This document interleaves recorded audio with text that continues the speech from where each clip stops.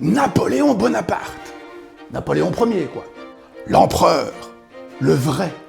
Celui qui a fait des batailles. Carburait entre autres au poulet rôti en 5 minutes chrono entre deux dossiers. Oui, vraiment, un truc de fou. Vous saviez qu'il était comme ça, vous? Je vous raconte ça. Les témoignages de son entourage décrivent tous la même chose. Napoléon était quelqu'un qui engloutissait ses repas. Alors, toujours à heure régulière, soit dit en passant, ça il faut lui laisser, mais par contre, à toute vitesse, souvent debout et toujours composé, soit dit en passant, de choses très très simples, comme, entre autres, du poulet rôti, idéalement servi froid d'ailleurs. Mais pourquoi donc Napoléon mangeait-il si rapidement? Parce qu'il voulait toujours manger comme il menait ses campagnes, c'est-à-dire vite, très vite, et parfois même trop vite. Pas vraiment de temps à perdre avec ça, quoi. On pourrait pourtant très bien l'imaginer dans des banquets impériaux, entourés d'argenterie et de verres en cristal. Mais la réalité, c'est qu'il détestait véritablement les longs repas. Même si pourtant, c'est sûr, il a dû s'y coller quelquefois. Pour lui, les repas, c'était une véritable perte de temps, donc à chaque fois, il voulait des choses très rapides et très simples. Même pour les repas beaucoup plus officiels. Ambiance, quoi.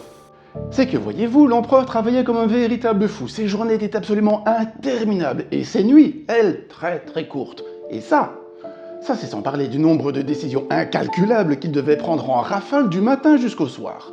Du coup, dans ces quartiers militaires comme aux Tuileries, pour gagner du temps, ou pour ne pas en perdre, c'est vous qui voyez, il mangeait souvent debout en quelques minutes, entre deux réunions. Il avait d'ailleurs un sacro-saint principe, ne jamais ralentir le mouvement. Eh ben, quelle santé, hein? En tout cas, une chose est sûre, nous y voilà, puisque c'est ici qu'intervient son fameux poulet froid. Un plat simple, facilement transportable, toujours vite prêt que son chef de cuisine, un certain monsieur Dunant d'ailleurs, préparait toujours d'ailleurs systématiquement à l'avance. Bref, pour lui, niveau organisation, c'était zéro stress, quoi. Waouh! Quelle chance! En tout cas, une chose est sûre, c'est qu'en pleine campagne militaire, le poulet froid, c'était l'idéal. Ça se transporte bien, ça se conserve longtemps, ça se découpe vite, et on peut même littéralement le manger tout en marchant sans risquer de se brûler les doigts une seule seconde. Ce que notre ami Napoléon devait très probablement faire, vous imaginez bien. Bref, à ce niveau-là, pour lui manger, ça n'était même plus du plaisir, c'était plus du carburant qu'autre chose.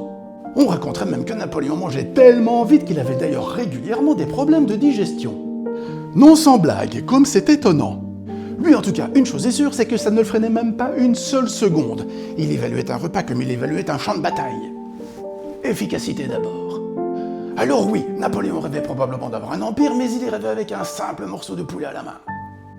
Une cuisse bien charnue, peut-être. Allez savoir. Comme quoi, la grande histoire, ça se conjugue souvent avec la cuisine, n'est-ce pas? En tout cas, une chose est sûre, moi, pour histoire à croquer, ça m'arrange bien. A plus.